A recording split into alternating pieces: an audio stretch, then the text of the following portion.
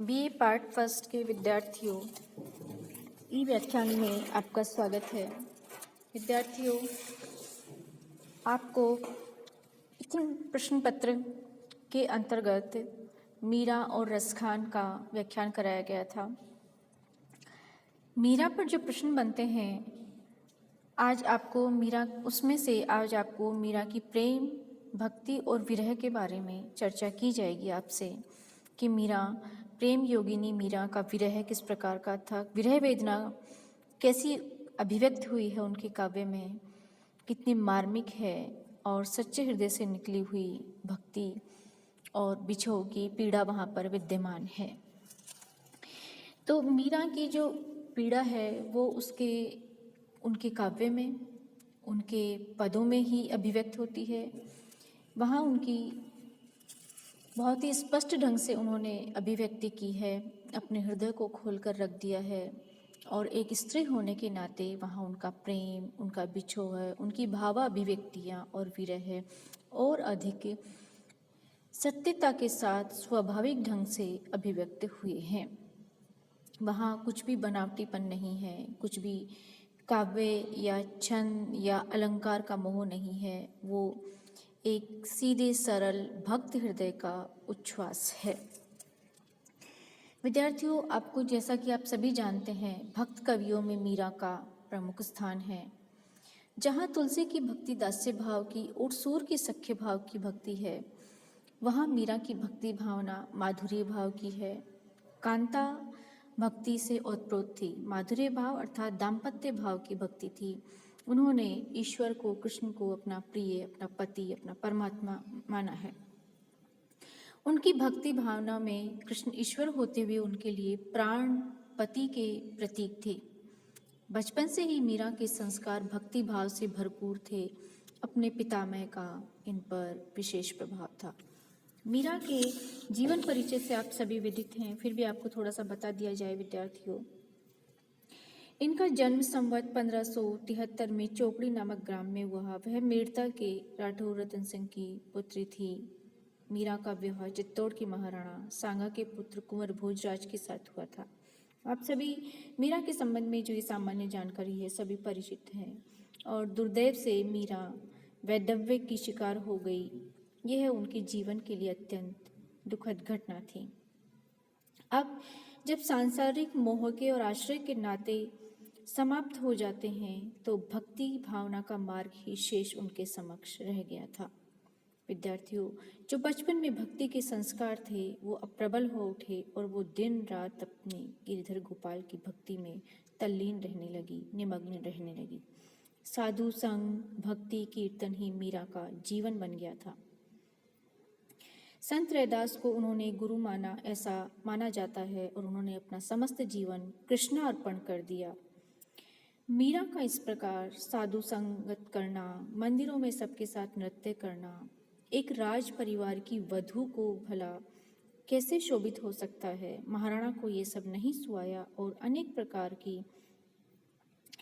कुल को लाज त्यागने वाली मीरा को सीधे मार्ग पे लाने के लिए अनेक प्रकार के प्रयत्न किए, दुर्भी संधि, षड्यंत्र किए, विष का प्याला भेजा जिसे पीकर कुलनासी मीरा समाप्त हो जाए, परंतु वह अमृत रस बन गया।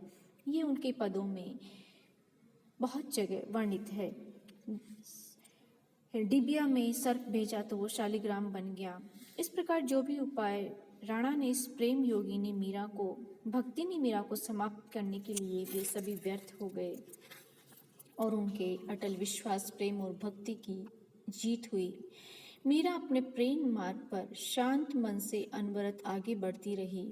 उनको कोई लोकलाज नहीं थी। वे स्वयं गाती थी, मेरो तो गिरिधर गोपाल दूसरो न कोई, जाके सिर मोर मुकुट सोई, मेरो पति सोई, संतन ढिग बैठी बैठी लोक लाज खोई।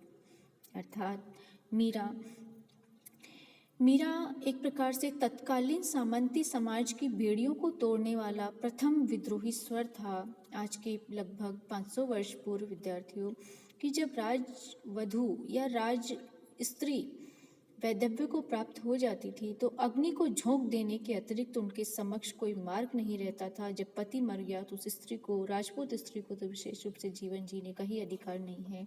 लेकिन मीरा उन प्रचलित ढांचों को, प्रचलित मार्गों को छोड़ करके परंपरागत जो तय किए गए मार्ग थे स्त्री के लिए, उनको छोड़ करके उन्होंने अपना मार्ग अपनाया, जहाँ उन्हें शांति थी, प्रेम थी, जहाँ वो चलना चाहती थी, परमात्मा से प्रेम, और उसको पति के रूप में घोषित किया।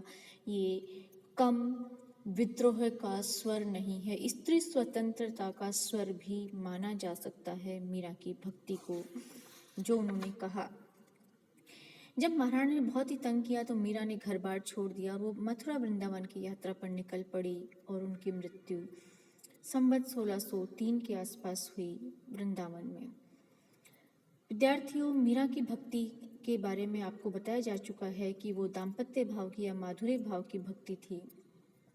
मीरा के अंतर में भी अपने प्रियतम के लिए कोई अंतर शेष नहीं था, कोई भेद शेष नहीं था। सब कुछ उसने उनके चरणों पर अर्पित कर दिया था। अब वह उसका जन्म मरण का साथी था, दिन रात उनका वो पंथ निहारती थी।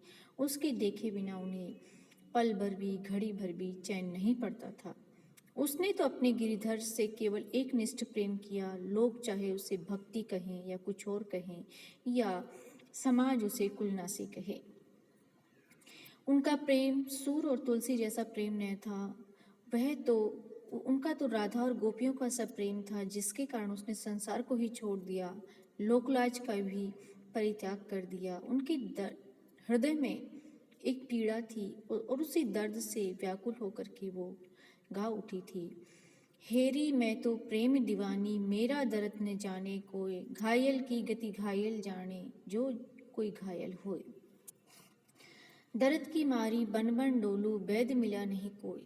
अर्थात इस संसार में मीरा की पीड़ा को हरने वाला कोई नहीं है। पति की मृत्यु हो गई, बचपन में पिता और माता की मृत्यु हो गई, जीवन में कहीं कोई आश्रय नहीं दिखा, तो अपने समस्त प्रेम भाव भक्ति को उन्होंने परमात्मा में लगा दिया, कृष्ण में लगा दिया, और वही उनके जीवन का अवलंबन मिल गया। संसार से निराशा थी, कोई उनको समझने वाला नहीं है। अब बात है कि मीरा कहती है कि प्रिय से मिलन कैसे हो, क्योंकि उनकी सेज तो सूली के ऊपर है। उनके हृदय में जिस प्रेम की व्याकुलता थी वह साधारण नहीं था। प्रेम का मार्ग तो वैसे भी सरल नहीं होता, इस पर वही चल सकता है जो अपना सिर सौंपने को तैयार हो। मीरा ने तो अपना सर्वस्व सौंप दिया था, फिर भले उनका प्रियतम उसे क्यों नहीं मिल पा रहा था। उनका वियोग ऐसा था जिसमें कोई वैद्य नहीं था। वह पीली पड़ गई, वैद्य ने आकर नाड़ी देखी, पर मीरा कहती हैं कि जो वैद्य है वो भला क्या समझ सकता है, ये शरीर की पीड़ा नहीं अपितु हृदय की पीड़ा है। इसीलिए मीरा कहती है कि जब वैद्य सांवलिया हो, मीरा रे पीर मिटांगा जब वैद्य सांवलिया हो, अर्थात जब स्वयं साक्षात श्री कृष्ण आकर के उन्हें भेंट करेंगे तो उनकी पीड़ा का अंत होगा। अन्यथा किसी सांसारिक वैद्य या चिकित्सा में ये क्षमता नहीं है कि वो मीरा की इस पीड़ा को, मीरा के इस दर्द को समाप्त कर सके, उपचार कर सके। मीरा का जो विरह है विद्यार्थियों, वो बहुत ही विकट है, क्योंकि उनका जो प्रिय पात्र है वो कोई सांसारिक व्यक्ति नहीं है। प्रेम मार्ग कोई राजपथ नहीं है, वह तो एक संकरी गली है जिसमें यात्री तू और मैं के भेदभाव को मिटाकर ही आगे बढ़ सकता है। इस गली में आकर प्रेमी अपने आराध्या में ऐसे खो जाता है कि उसके दोनों का अस्तित्व एक हो जाता है। उसे न अपना पता रहता है और न अपने हृदय का, अपने दिल का पता रहता है। वह अपने प्रिय को ढूंढता ही रहता है। मीरा कहती हैं, तेरी गली में आकर खो गए हम, दिल तुझको ढूंढता है, मैं दिल को ढूंढता हूँ। इस तरह के भाव किसी शायर ने भी कहे हैं। मीरा इसी मार्ग पर बढ़ती जा रही थी और पर उसका प्रेमी, उसका सांवलिया उसे अभी तक नहीं मिला था। वह व्याकुल हो उठी, जो मैं ऐसो जानती प्रीत किए दुख होए, नगर ढिंडोरा प्रीति प्रीत करो मत कोय। लेकिन फिर भी अब तो वह प्रेम के मार्ग पर बहुत आगे बढ़ गई थी। पीछे लौटने के लिए कोई मार्ग नहीं था, पछताने से भी कोई लाभ नहीं था। अब तो उस मार्ग पर आगे ही बढ़ते जाना है और प्रिय मिलन के लिए निरंतर तपस्या करनी है, कष्ट उठाने हैं। मीरा कृष्ण मिलन की प्रतीक्षा में और उनके दर्शन की कामना में आजीवन तड़पती रही।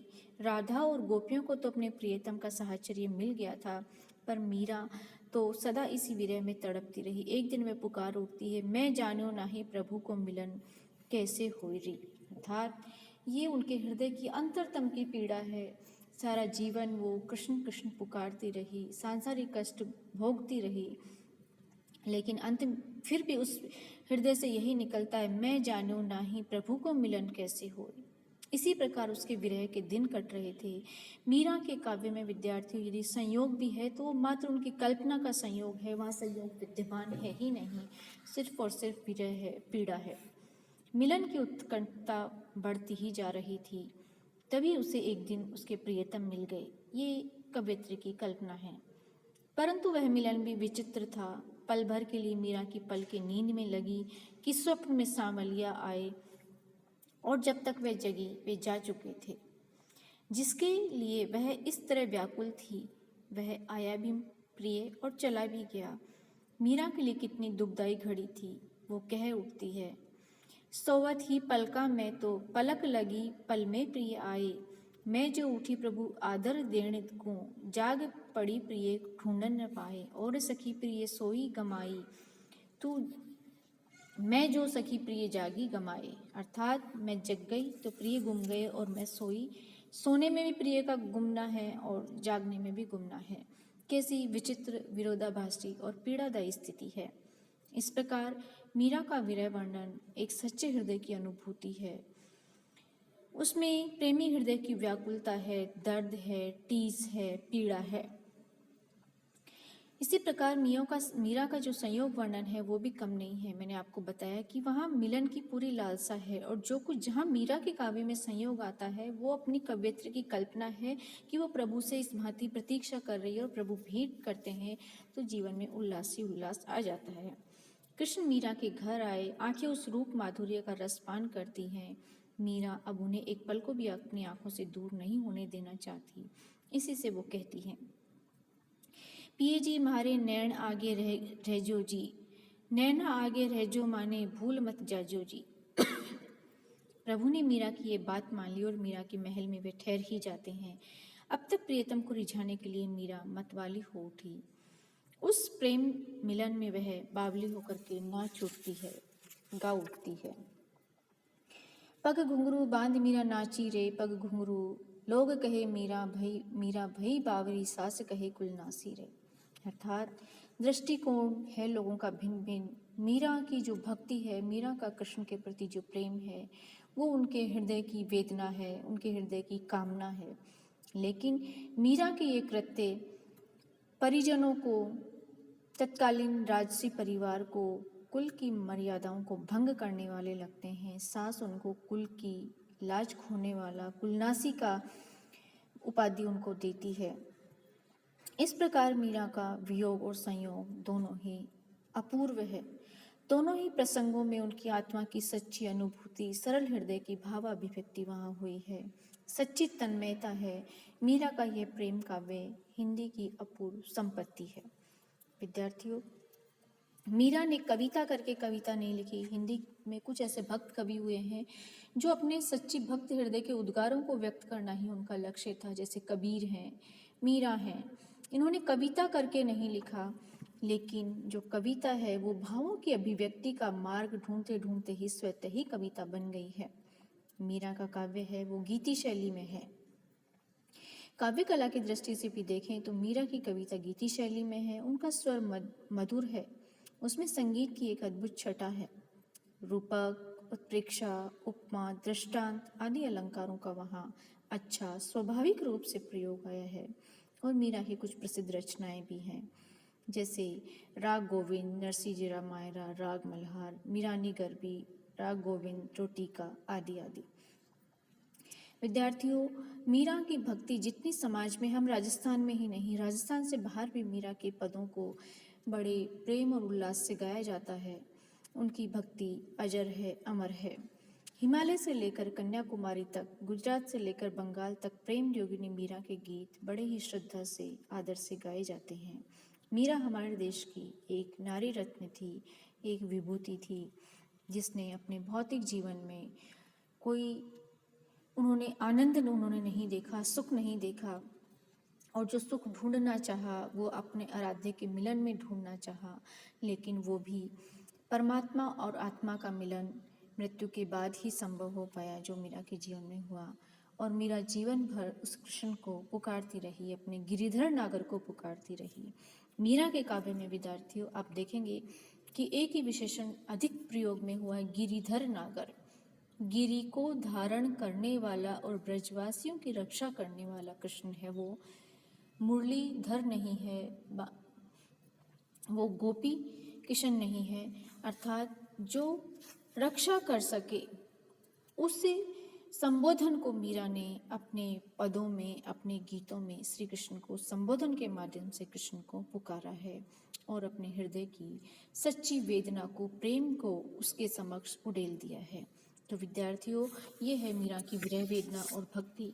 और आपका परीक्षा में मीरा पर प्रश्न अवश्य बनता है, मीरा की भक्ति और विरह वेदना पर बनता है। तो आप इस वीडियो को सुने और ध्यान से स्मरण में रखें। लघुत्रात्मक प्रश्नों में, मध्य लघु आकार के प्रश्न और निबंधात्मक सभी प्रकार के प्रश्नों में मीरा से संबंधित कोई न कोई प्रश्न पूछा जाता है, तो उसकी विरह वेदना पर ये सामग्री आपके लिए पर्याप्त है उत्तर लिखने के लिए। धन्यवाद।